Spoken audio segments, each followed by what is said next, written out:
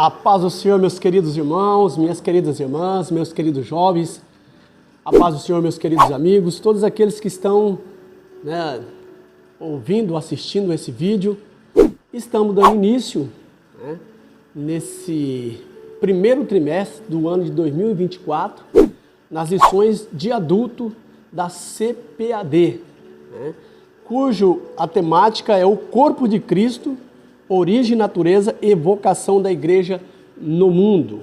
E a nossa primeira lição desse primeiro trimestre de 2024, a origem da igreja. Então, nós vamos estudar aqui a eclesiologia, ou eclésia, no grego, que significa igreja. Essa eclesiologia é uma das 10 matérias da teologia sistemática, Quem faz um curso teológico vai estudar, dentre essas 10 matérias, a eclesiologia.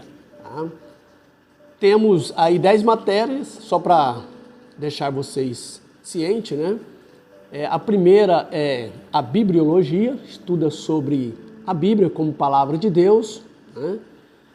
A teontologia, que é o estudo sobre Deus, a sua natureza, a trindade e os seus atributos. E também a cristologia, Jesus como Deus, Jesus como homem. Temos a pneumatologia, que é sobre o estudo sobre o Espírito Santo, certo? Como pessoa, ok? O Espírito Santo como pessoa, como Deus. E também dentro da pneumologia nós temos a paractologia, que é a ministração do Espírito Santo de Deus. Temos a antropologia, o estudo do homem, corpo, alma e espírito. E também temos a ramatiologia, que é o estudo sobre o pecado, onde surgiu o primeiro pecado e assim por diante. E as 3 últimas, temos a soteriologia, o estudo sobre a salvação. E as 3 últimas nós temos a eclesiologia, que é a matéria de estudo dessa primeira lição, do primeiro trimestre. Depois nós temos a angelologia, que é o estudo sobre os anjos.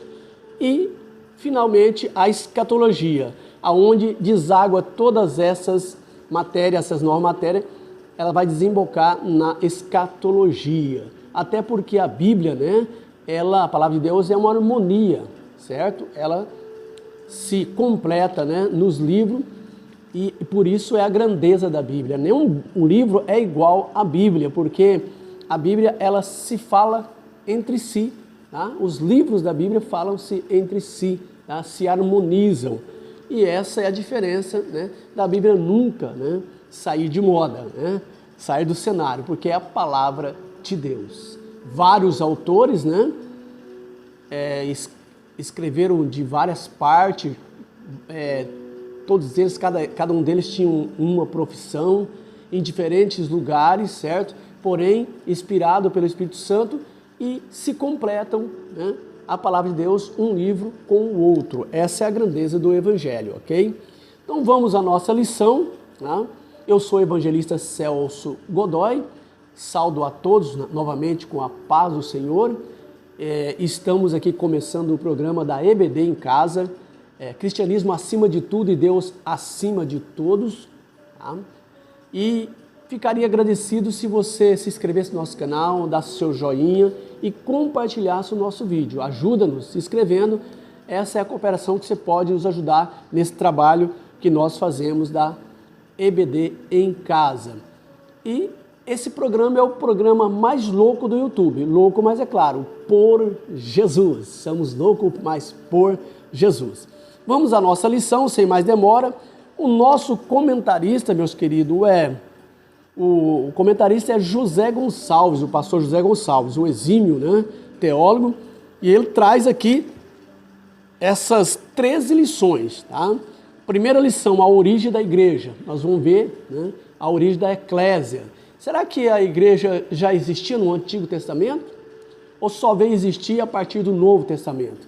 São essas e outras perguntas que serão respondidas nessa lição. Lição 2. Imagens bíblicas da igreja. Aí nós temos a imagem, como ovelha, como corpo, como templo, como casa. Então, nós vamos ver aqui no terceiro Na terceira lição. Na quarta lição, nós temos a igreja, o reino de Deus, tá? O reino de Deus na terra. Na quinta, a missão da igreja de Cristo, né? A grande comissão, que é pregar o evangelho, as boas novas a todo mundo. Lição 6, a igreja, organismo e organização, tá? A igreja é uma instituição divina, porém é organizada, porque o nosso Deus é organizado. Lição 6, lição 7, o ministério da igreja, tá? Então nós temos aí, Jesus subiu ao alto e deu dons, né? Deu ministério aos homens, ok? Subindo ao alto, indo para o céu. Lição 8, a disciplina na igreja, né? A doutrina, a disciplina, a doutrina tem que gotejar na igreja. Lição 9, o batismo, a primeira ordenança da igreja. Então o batismo com o Espírito Santo, o batismo nas águas, a Santa Ceia, mas o batismo é a primeira ordenança, depois vem a Santa Ceia, tá? E o batismo com o Espírito Santo. Então são ordenanças. Lição 10, a ceia do Senhor, a segunda ordenança da igreja. Então a primeira é o batismo, a segunda ordenança é a ceia, que está na lição 10. Na lição 11 nós temos o culto da igreja cristã. Tá? Vai ser uma lição maravilhosa, né? O culto não pode ser antropocêntrico, mas tem que ser cristocêntrico, e nós temos visto muitos cultos agradando o homem, massageando o ego, mas ele tem que ser cristocêntrico, ok? Melhor dizendo, tá? Lição 12, o papel da pregação no culto, né? Qual é, né, o papel da pregação no culto? Ela também tem que ser cristocêntrica, né? A pregação. Lição 13, o poder de Deus na missão da igreja, né? E esses sinais seguirão os que crerem. Em meu nome expulsarão os demônios, né? Falarão em novas línguas. Se tomar alguma coisa mortífera não me fará dano algum, e expulsarão os demônios, tá? Então esses sinais seguirão aqueles que creem em Cristo, e Ele cooperará conosco, né? Fazendo esses sinais no meio da igreja. Então são essas 13 lições maravilhosas que nós vamos discorrer durante esse primeiro trimestre, ok? E a primeira lição desse primeiro trimestre é a origem da igreja, a origem da eclésia, onde eu disse, né? Será que a igreja já existia no Antigo Testamento? Ou ela surgiu quando Jesus veio ao mundo, né? Então nós vamos dizer essas verdades, respostas sobre isso, ok? Textual. E disse-lhe Pedro, arrependei-vos e cada um de vós seja batizado em nome de Jesus Cristo para o perdão dos pecados e recebereis o dom do Espírito Santo. Atos 2 e versículo 38. Na verdade prática, a igreja e a família de Deus, comprada com o sangue de Cristo e selada com Espírito Santo. Nessa leitura prática, nessa verdade prática, nós vemos aqui que o autor faz questão de salientar, né, de frisar aqui, de enfatizar as três pessoas, o Pai, o Filho e o Espírito Santo. A igreja é a família de Deus. A igreja foi criada, né, na mente de Deus, Ele projetou a igreja, ok? Comprada pelo sangue de Jesus Cristo, Jesus forma a igreja e selada com o Espírito Santo. E o Espírito Santo inaugura a igreja no Pentecoste.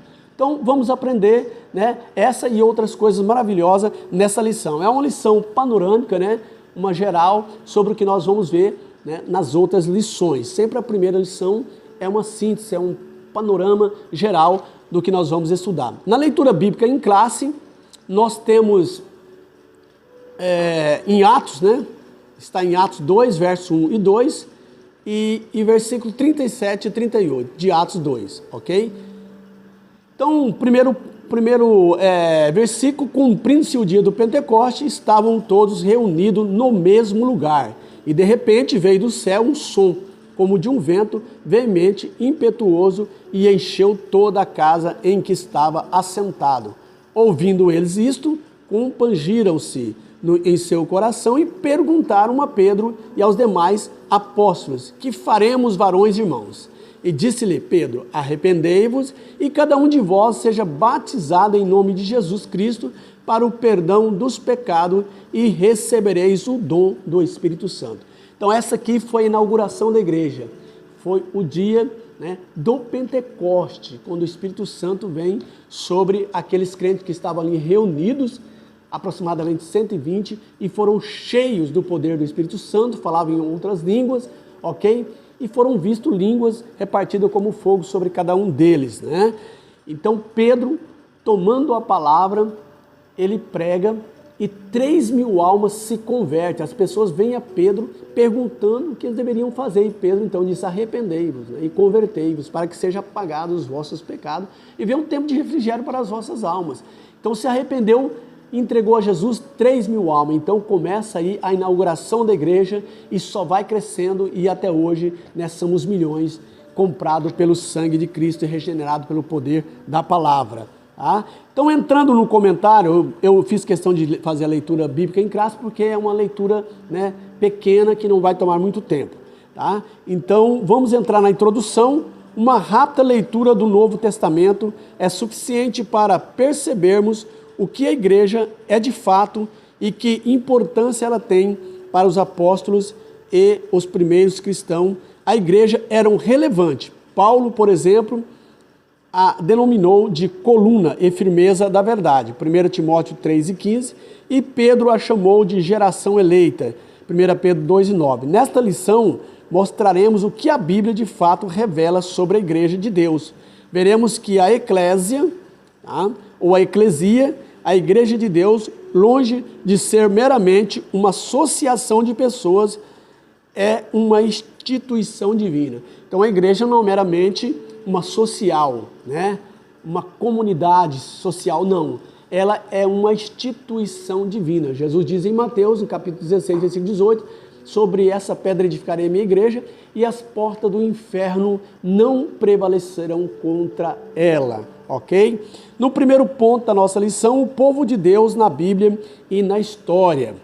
No Antigo Testamento, o termo hebraico kahal, é usado para se referir a um ajuntamento de povo de Deus debaixo do antigo pacto. Nesse aspecto, o seu uso é o de uma convocação para uma assembleia ou um ato de remir-se em assembleia. Dessa forma, kahal é descrito como o povo reunido, Deuteronômio 4:10, congregação do povo, Juízes 2:2, multidão, 1 Samuel 17:47, congregação, 1 Reis 8:22, congregação de Israel, 1 Crônicas 13:2, e grande ajuntamento, Neemias 5:7, e o termo kahal, portanto, no contexto do Antigo Testamento, se refere a Israel étnico, uma nação que se ajuntava ou reunia tanto com fins culticos ou não. Então, aqui, esse nome kahal é sinônimo de igreja, tá? Chamados para reunir-se, né? Para um culto. Então, a nação de Israel, só que kahal se refere a um povo étnico, que era o povo de Israel. Então, eles chamavam as pessoas para reuniões, para adoração a Deus, para o culto em adoração a Deus, mas também para outras reuniões em relação as questões do país, né, das famílias. Então, era kahal é o sinônimo de igreja, ok? No Novo Testamento, o termo grego eclésia ou eclesia se refere à igreja cristã. Contudo, no contexto neotestamentário, o seu sentido diferirá do que lhe é dado, tá? Então nós vemos aqui, o termo grego eclesia se refere à igreja cristã. Contudo, no contexto neotestamentário, o seu sentido diferirá do que lhe é dado no Antigo Testamento, ok? Tanto na forma como na função, não é apenas uma raça ou uma nação, mas todos aqueles de diferentes raças e nações que foram compradas pelo sangue de Cristo, Efésios 3, verso 6, Atos 20 e 28, Apocalipse 5 e 9. Assim, o seu sentido no Novo Testamento é majoritariamente sacro, isto é, de uma assembleia de crentes que se ajuntaram para adorar a Deus, Atos 12, 5 e 13 e 1. Não é apenas um ajuntamento de pessoas, mas uma assembleia de crentes regenerados que se reúnem para adotar ou para adorar a Deus. Jesus, por exemplo, usou o termo eclesia como um sentido de exclusivo, o povo adquirido pelo seu sangue, Mateus 16, 18. Dessa forma, o uso desculpa, o uso paulino de eclesia ou eclésia nas suas epístolas designa sempre a comunidade dos salvos. Assim vemos Paulo saudando a igreja, 1 Coríntios 1 e 2, ensinando as igrejas, 1 Coríntios 7 e 17, disciplinando o uso dos dons na adoração da igreja, Coríntios 4, 14, versículo 4, 5, 12 e 19, 23, 28, 33, 34, 35, e dando diretrizes à igreja. Então, aqui o nome eclésia difere, embora seja sinônimo, de Carral. Carral era uma assembleia do povo judeus, uma raça exclusiva, né? Um povo chamado que se originou em Abraão, o patriarca Abraão, aonde Deus fez uma aliança com Abraão, né? Também fez as sublianças com Davi, né? com os outros, Davi e mais outros reis, tá? A subliança. Então foi um pacto. Então esse povo era um povo étnico, uma etnia, tá? Então Carral era chamado para fora para reuniões, para assembleia, ou cultico ou para outros fins, tá? Diferente da eclésia no Novo Testamento. Eclesia não é uma raça, um povo especial, né? Um povo separado, uma nação. Não, aqui é uma reunião de crentes, todos que foram comprados, regenerados, salvo, lavado no sangue do Senhor Jesus Cristo, tanto gregos, judeus como gentios. Aqueles que aceitaram a Cristo é que formam a eclésia, são chamados para fora do mundo ou para fora do pecado, tá? E apóstolo Paulo, ele instruiu as igrejas de Cristo, certo? As igrejas que ele formou, né? Ensinou sobre a Santa Ceia, como eles deviam portar na Santa Ceia, como eles deviam portar com os dons espirituais, né? Com aquelas pessoas que diziam ser irmão, mas eram falsos profetas, lobo dentro da igreja. Então ele instruiu a eclésia, mas ela é composta de diversidade de pessoas que aceitaram a Cristo como Salvador, judeus, gentios, né? E todas as nações que aceitaram a Cristo formam a eclésia, chamado para fora no grego, tá? O grego é o berço, né, da polis, e quando eles iam fazer reuniões, eles chamavam as pessoas para fora para tratar de assunto da polis, da política ou da cidade, tá? E aqui, esse nome, então, caiu, né, para a igreja, eclésia, reuniões, assembleia, mas aqueles que foram chamados do mundo, chamados para fora do pecado, para cultuar a Deus. O fim único da eclésia é adoração a Deus, a servir a Deus. São dos lavados, dos regenerados, aqueles que aceitaram. Então há a diferença de Carral no Antigo Testamento para a eclésia no Novo Testamento, embora o sentido, né, são assembleias, chamados para fora. Porém, Carral era para cultico ou outros fins, porém a eclésia é somente para adoração a Deus, para a ministração da palavra, pregação do evangelho, a grande comissão e assim por diante. Então é essa a diferença. No terceiro tópico terceiro ponto da nossa lição, do primeiro tópico, na história cristã, há quem creia que a igreja subsiste governada pelo sucessor de Pedro e pelos bispos em comunhão com ele. Evidentemente, a tradição protestante rejeita esse conceito, visto que ele não reflete o contexto do Novo Testamento, onde a figura do sucessor de Pedro é totalmente estranha e desconhecida. Após a reforma do século XVI, a tradição protestante procurou dar um sentido bíblico e mais preciso a respeito do que uma igreja é de fato.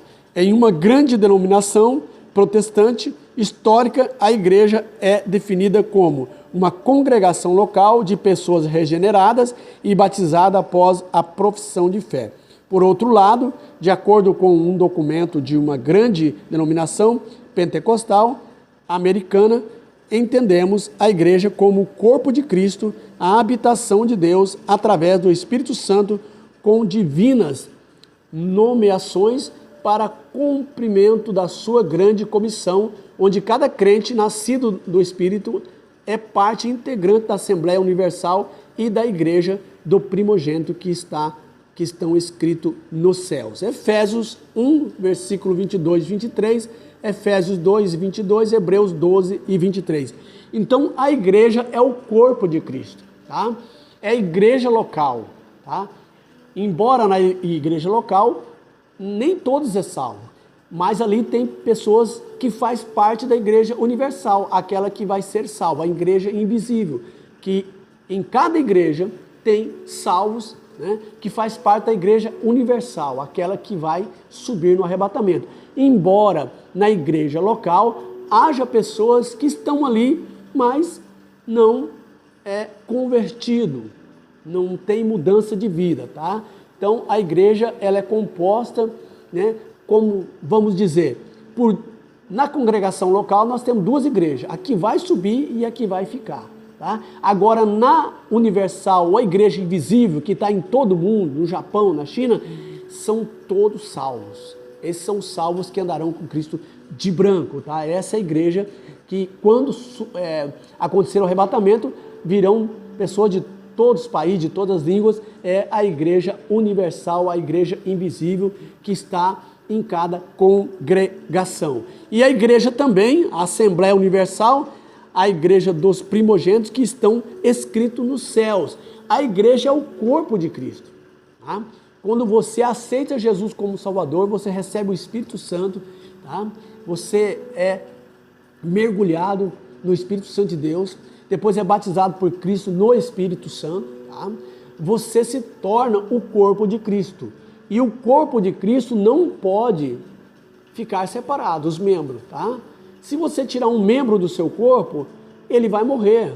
Corta um dedo, corta uma mão, vai apodrecer, vai morrer, certo? Então, o corpo de Cristo, nós somos membros, ele é a cabeça, e Deus é a cabeça de Cristo. Então, não existe desigrejado, Cristo em casa, né? O meu pastor é o YouTube, embora tenha muitos pastores bons ali, mas tem muitas coisas também que tem que ser filtrada.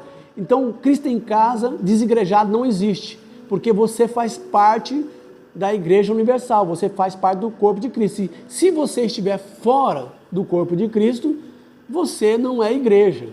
Igreja é aqueles que está rolado no rol de membro e faz parte da igreja, congrega. Tá? Então não existe igreja sem congregar, não existe igreja sem reunir, sem estar em comunhão um com o outro. Se você está fora e diz que está servindo a Cristo em casa, você já está errado, tá?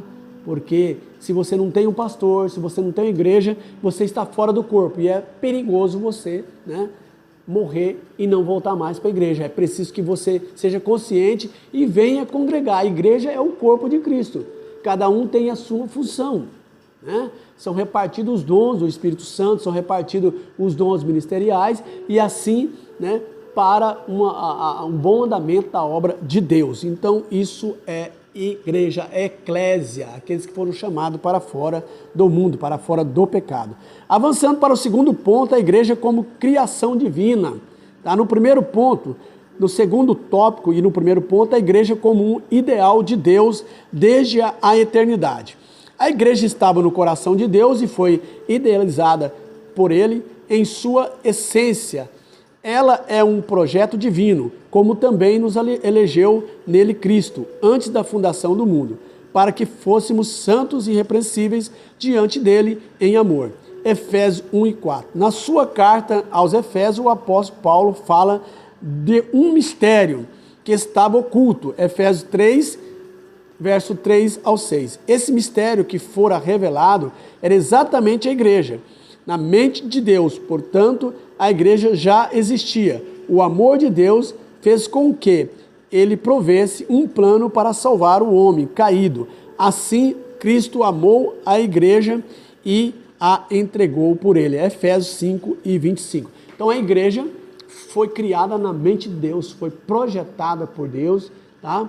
Já tinha nascido na mente de Deus. E esse mistério estava em oculto, e a Paulo então fala sobre esse mistério, que no primórdio dos tempos, né, viria o seu filho e seria formada a igreja através do Senhor Jesus Cristo. É como nós dissemos, foi criada por Deus, projetada por Deus. Jesus veio no primórdio dos tempos, enviado por Deus, ali em em Roma, né? A capital ali, preparou todo o terreno ali, Deus preparou tudo, tá? A língua usual da época era o grego, usual e universal. A língua oficial era a romana, tá? Que era o latim, e a língua usual era o grego. E estava tudo preparado, né? As ruas ou as estradas estavam pavimentadas, né? Tinha uma soldadesca muito bem formada que ajudava, né, a evitar em cada rodovia tinha soldados ali guardando e facilitava para os homens transitar mais com segurança e cooperava com a pregação do Evangelho. E por isso o Novo Testamento foi escrito todo ele em grego e algumas partes, né, em aramaico, mas foi todo ele escrito em grego porque era a língua usual da época. Tá? Porém, a língua oficial era o latim, tá? Que era a língua romana, mas a usual. Então veio tudo preparado para que a igreja fosse formada, né, evangelizada, que a grande comissão, né, ali funcionasse para ganhar almas para Cristo. Avançando para o segundo ponto do segundo tópico, melhor dizendo, a igreja como uma realidade concreta. Como vimos, a igreja não ficou apenas na mente de Deus, ela passou a existir de uma forma concreta. O início da igreja aconteceu na plenitude do tempo, mas vindo a plenitude dos tempos, Deus enviou seu Filho, nascido de mulher, nascido sobre a lei, Gálatas 4:4. Dessa forma, Deus faz congregar em Cristo todas as coisas, na dispensação da plenitude dos tempos, Efésios 1:10. Então surge a pergunta: quando a igreja passou a existir? De fato, quando ela se estabeleceu na sua forma concreta. A maioria dos teólogos defende que foi no Pentecoste. A igreja, por exemplo, não é citada nos evangelhos de Marcos, Lucas e João. Mateus fala de uma existência, mas como um evento futuro, Mateus 16:18. Então, a maioria dos teólogos, em acordo, né, concorda que ela foi formada ou iniciada no Pentecoste. Porém, nós ficamos que a igreja foi formada por Cristo. Mateus fala dessa formação. Embora uma formação de um modo assim futuro, mas foi formada por Cristo. Ele escolheu os seus discípulos e dali já formou a igreja. Tá? Eles já eram salvos, os discípulos, e já tinham o Espírito Santo. Porém, ela foi inaugurada no Pentecoste. Tá? A partir ali do capítulo 1, capítulo 2, a inauguração, quando vem, né, o Espírito Santo, ali no capítulo 2, que desce e vem, né, em forma ali de Pentecoste, como um vento veemente, todos foram cheios do Espírito Santo, ali foi a inauguração da igreja. Mas a igreja já tinha sido formada por Cristo, tá? Na plenitude dos tempos, quando Cristo escolhe os seus discípulos, né, e começa a pregar o Evangelho, ali foi um revestimento de poder. Então tem o batismo do Espírito Santo e tem um batismo no Espírito Santo. Quando o crente aceita, ele é batizado, ele é mergulhado, tá? No corpo de Cristo. E quando a pessoa recebe o poder de Deus, ele é batizado por Cristo com o Espírito Santo. O agente é o Espírito Santo. Tá? Aliás, o agente é Cristo, que batiza. João Batista disse: e ele vos batizará com o Espírito Santo e com fogo. Agora, quando a pessoa aceita, que é mergulhado no Espírito Santo e introduzido no corpo de Cristo, então o batismo, o agente é o Espírito Santo. Tá? Tem muitas pessoas que fazem confusão. Mas a igreja, então, foi criada na mente de Deus, foi formada pelo Filho Jesus Cristo e foi inaugurada pelo Espírito Santo de Deus. Essa é uma grande verdade. Tá? Mas ela já existia na mente de Deus. E ela foi formada por Cristo. Cristo concretizou a igreja. E ela foi inaugurada pelo Espírito Santo de Deus. Terceiro ponto do segundo tópico, a igreja no Pentecoste. Depois do Pentecoste, Lucas destaca que todos os dias acrescentava o Senhor à igreja aqueles que se haviam de salvar. Atos 2:47. Dessa forma, a igreja que existia apenas no coração e na mente de Deus se tornava uma realidade concreta, quando o Espírito Santo é derramado no Pentecoste, após a ressurreição de Jesus. Atos 2, verso 1 e verso 2. Então nós vemos aqui que Lucas, né, ele não falou no seu primeiro livro sobre a formação da igreja, a inauguração da igreja, mas já em Atos dos Apóstolos, foi o Dr. Lucas que escreveu, ele agora fala dessa inauguração, desse crescimento, ele narra os atos do Espírito Santo, desse crescimento após a inauguração da igreja ali, em Atos dos Apóstolos, pelo batismo com o Espírito Santo. E Deus acrescentava cada dia as pessoas que haviam de salvar. Então a igreja foi crescendo, o reino de Deus foi expandido. Mas, primeiro, já existia na mente de Deus, depois formada por Cristo e agora inaugurada pelo Espírito Santo, e Lucas fala a respeito disso em Atos dos Apóstolos, né? E esse mistério foi revelado, né, no primórdio dos tempos, através de Cristo, através do apóstolo Paulo, que fala sobre esse mistério que foi revelado em Cristo Jesus, tá? Formando a igreja e inaugurada pelo Espírito Santo de Deus. Avançando para o nosso terceiro tópico, a igreja como a comunidade dos salvos, tá? Então é o terceiro e último tópico. A igreja como comunidade dos salvos, regenerados pelo sangue de Cristo. É o primeiro ponto. No Pentecoste, o apóstolo Pedro disse: arrependei-vos e cada um de vós seja batizado em nome de Jesus Cristo para o perdão dos pecados. Atos 2:38. Com essa palavra, o apóstolo Pedro estava dizendo como se dá o ingresso de uma pessoa na igreja, ou seja, por meio do arrependimento e do batismo. A igreja é uma comunidade cristã formada por pessoas regeneradas que fizeram uma pública confissão de fé. O ingresso de alguém à igreja não se dá por adesão, mas pela conversão. É exatamente esse o sentido da palavra grega metoneio, ou metanoio, né? Traduzido aqui por arrependimento, significa uma mudança de mente. Assim a igreja é formada por pessoas que estavam no pecado, a caminho da condenação eterna, mas que graças ao evangelho tiveram suas vidas transformadas. Então essa é a diferença, o diferencial do evangelho, a grandeza do evangelho.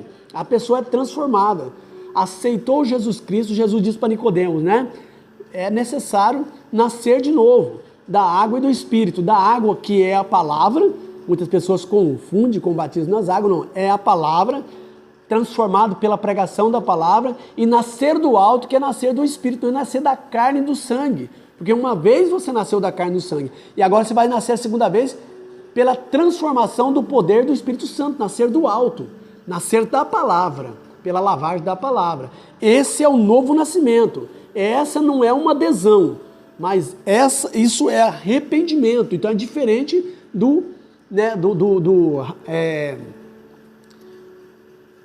carral, diferente, tá? Não é uma etnia, mas aqui são pessoas transformadas pelo poder de Deus, nascida de novo, tá? O tanque batismal é considerado como um ventre, certo? Ali tem água, no ventre tem água, então o tanque batismal é considerado como ventre, certo?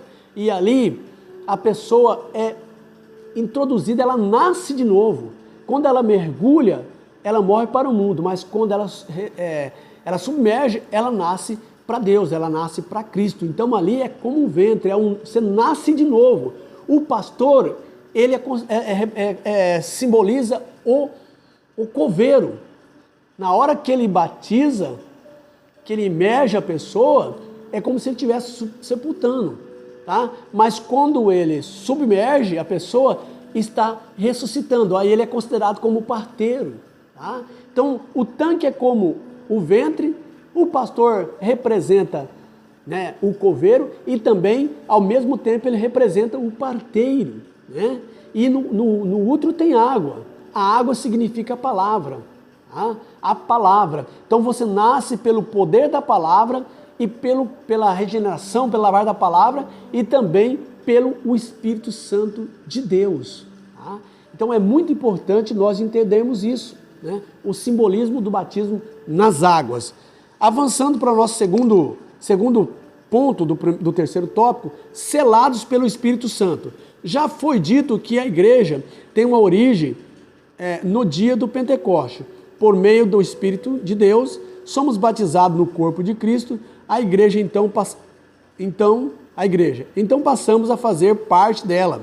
É exatamente isso o que o apóstolo Paulo diz aos Coríntios, na sua primeira carta. Pois todos nós somos batizados em um Espírito, formando um corpo, quer judeus, quer gregos, quer servos e quer livres. E todos temos bebido de um Espírito. 1 Coríntios 12, 13. Então, quando você aceita Jesus, você é batizado, você é introduzido no corpo de Cristo através do Espírito Santo. Tá? E quando você recebe o poder, o revestimento de poder para você pregar, que é o batismo, que aconteceu no Pentecoste, você é batizado por Cristo, ele te introduz no batismo do Espírito Santo. E é quando você aceita, você recebe o Espírito Santo de Deus. Então, a salvação não depende do batismo, do Pentecoste, do revestimento. Você aceitou Jesus, você é selado pelo Espírito Santo de Deus. Você já tem o selo de garantia. Se você não tiver tempo de participar da primeira ordenança, que é o batismo nas águas, depois da segunda ordenança, que é a Santa Ceia, se você partir antes de participar, por não ter tempo, por uma dificuldade ou outra, você vai ser salvo, porque você já foi selado pelo Espírito Santo de Deus. Então esse é o batismo no Espírito Santo. E aí vem o revestimento de poder, que é o batismo do Espírito Santo. Tá? Então é muito importante saber isso. Tá? Então agora, o salvo não toma Santa Ceia para ser salvo, ele toma porque ele é salvo. O salvo não batiza nas águas para ser salvo, mas ele batiza porque ele é salvo. Uma vez que você aceitou a Cristo, você vai desejar fazer parte do corpo de Cristo.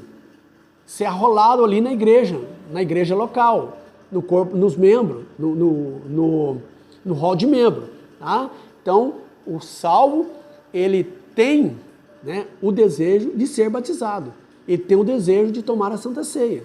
Embora essas ordenanças não é salvação, mas o salvo tem que participar. E o salvo que tem oportunidade, que recebeu Jesus e não quer batizar, não quer tomar a Santa Ceia, ele corre risco.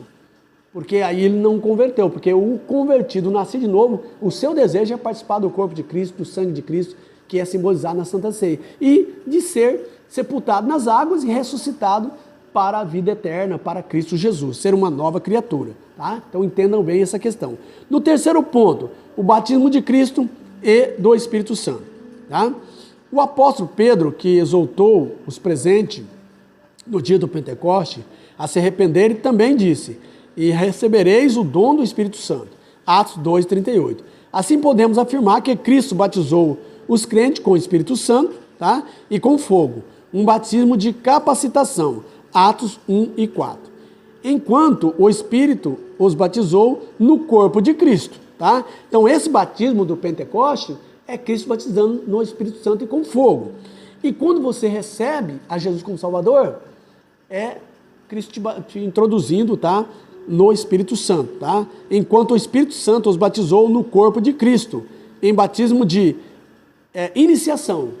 Introduziu, o Espírito Santo te introduz no corpo de Cristo, melhor dizendo, formando a igreja. Então é quando você recebe, você se converte. Tá? Aqui, o agente no Pentecoste é Cristo, batizando com o Espírito Santo e fogo.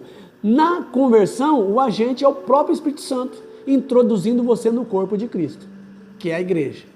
Tá? Então entendam bem isso aí. Então o batismo e o batismo do. O batismo do Espírito Santo é Jesus batizando você com o Espírito Santo e com fogo. O batismo no Espírito Santo é o Espírito Santo te introduzindo no corpo de Cristo, que é a igreja, quando você recebe a Jesus como Salvador. Partindo para a nossa conclusão, nesta lição vimos como surgiu a igreja fundada por Jesus Cristo. Ela existiu primeiramente no plano de Deus até se estabelecer no Novo Testamento. Após a morte, ressurreição de Cristo e a infusão dos cristãos no corpo de Cristo, por meio do Espírito Santo. A igreja, portanto, não foi idealizada por homem algum, nem tampouco está fundada sobre teses humanas. O seu fundamento é Cristo, que é a cabeça da igreja. Por isso, é um grande privilégio fazer parte da igreja,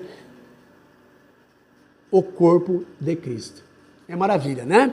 Então, terminamos aqui a nossa lição maravilhosa. É um panorama, é uma síntese, é uma introdução para as demais lições que vai ser uma bênção, tá? Como já lemos aqui, todas as lições desse abençoado primeiro trimestre, ok? E eu já agradeço vocês que estão assistindo, aprendendo a palavra de Deus. Acredito que vocês pegaram a sua caneta, o seu bloco de anotação, a sua revista, a sua Bíblia e tomam nota para você no próximo domingo, né? No domingo, deixa eu ver aqui, já deixar, né, para vocês aqui no próximo domingo, né? O 7 de janeiro de 2024. Você já esteja preparado para você licionar na sua casa ou já preparado para responder as perguntas como aluno.